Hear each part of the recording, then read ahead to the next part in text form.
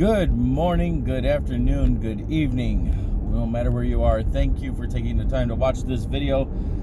Be sure to subscribe to our channel, like the videos, and make sure you hit that little bell so that you get the notifications when we do upload new videos. We've always got some fun stuff coming, and we try to talk about things that are important to the church, not necessarily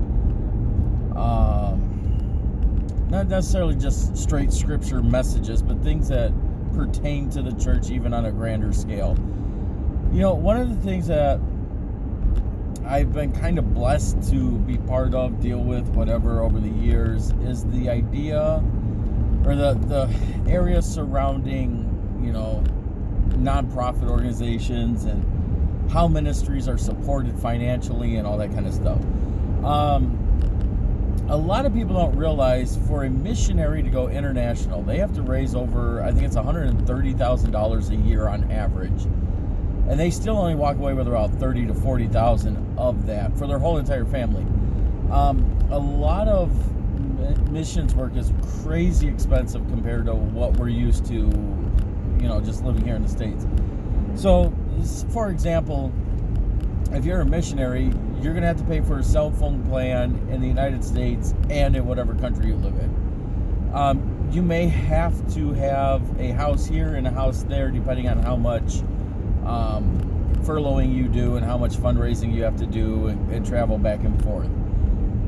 Then you get into things like, if you have family, every time you fly, you got to fly 4 people, 3 people, whatever, down. And school in most other countries, you have to pay for it. So you start getting into these weird fees and stuff, and you go, oh, but you're living in a third world nation, it's less expensive.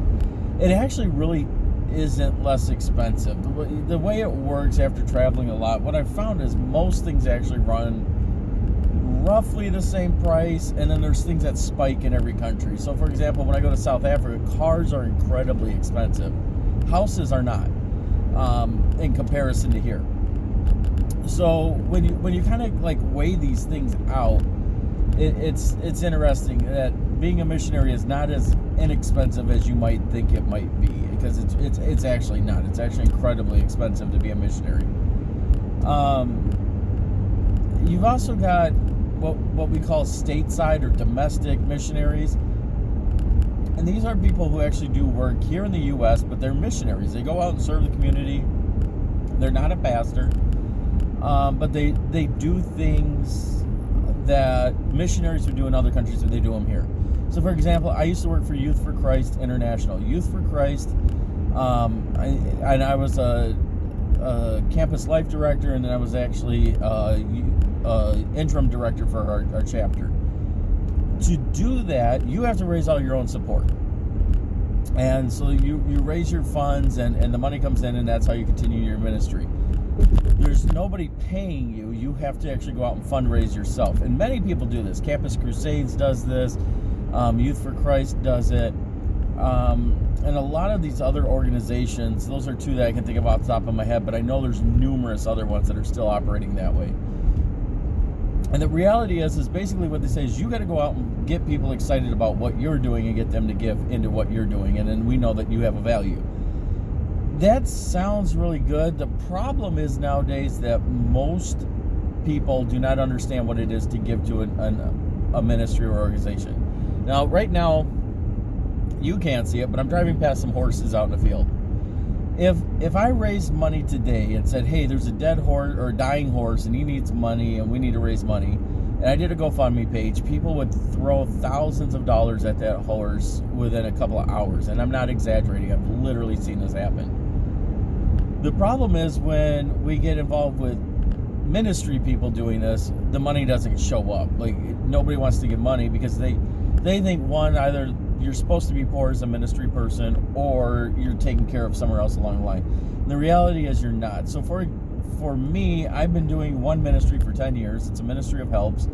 We take no money at all. In fact, I just had a fun conversation with a pastor the other day who I had called him at one point and said, hey, if you need any help, let me know. He just came to mind one day, and I called him up and said, hey, if you need help, please let me know. I would love to come over and help you out. And I was just talking to him a couple of weeks ago, and it's been a couple of years since I called him. And I said, it's funny because I called you one time and I know why you didn't answer. You expected that I was going to take something in return or something like that, and that was not the goal at all. And he's like, yeah, actually, that's true. I really thought you were going to, want money or some kind of exchange for doing something. I said, no. Our goal was to come and help you with no return at all. And so what people don't realize is we were operating in ministry that way. In 3 or 4 years' time, we helped raise over $100,000.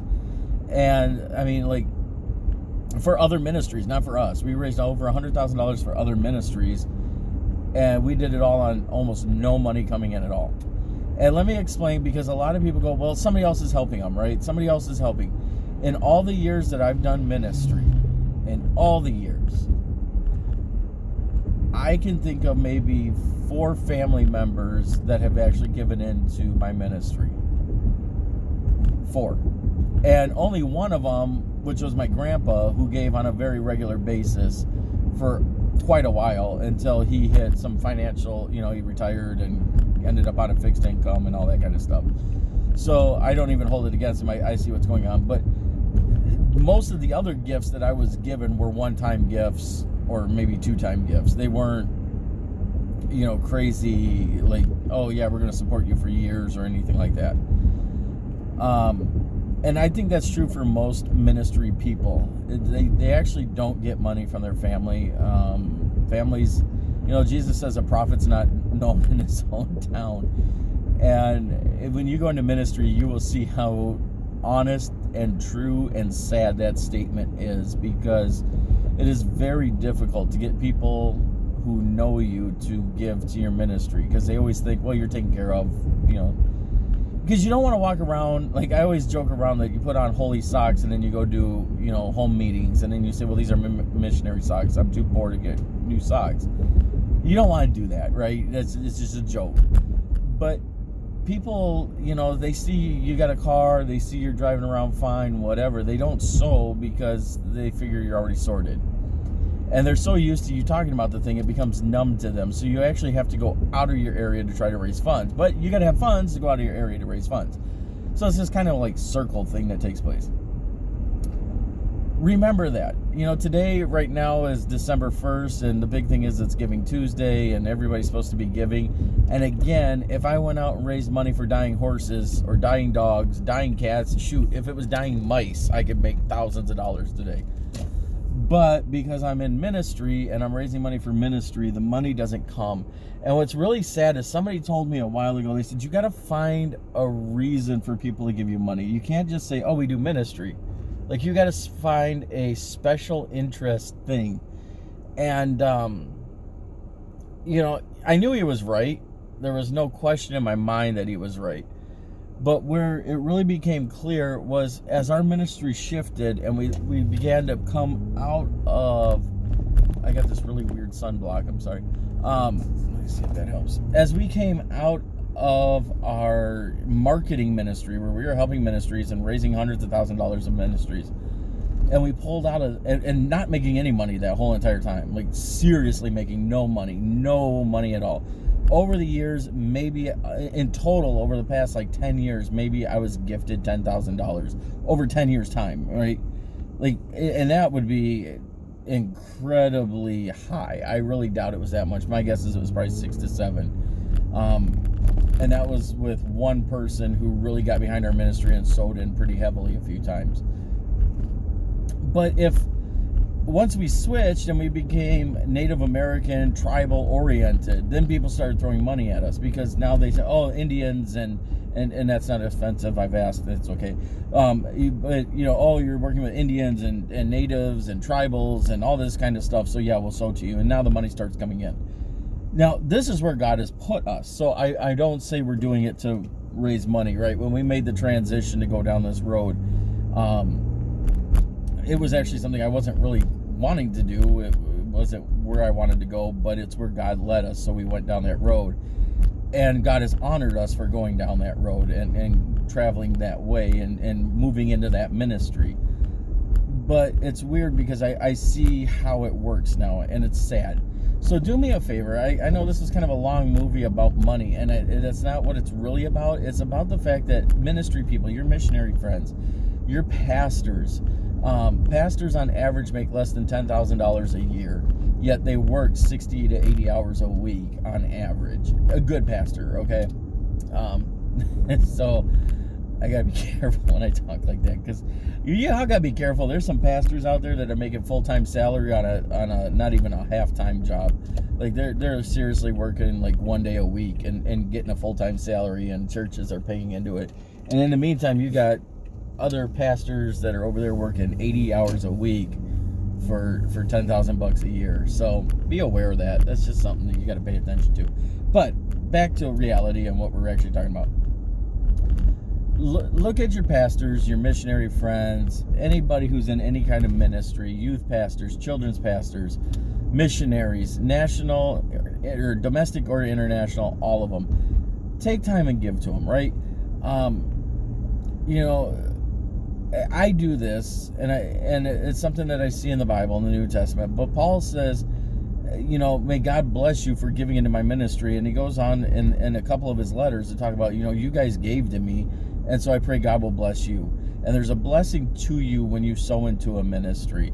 So find a ministry, sow into them, and give to them. Help them out.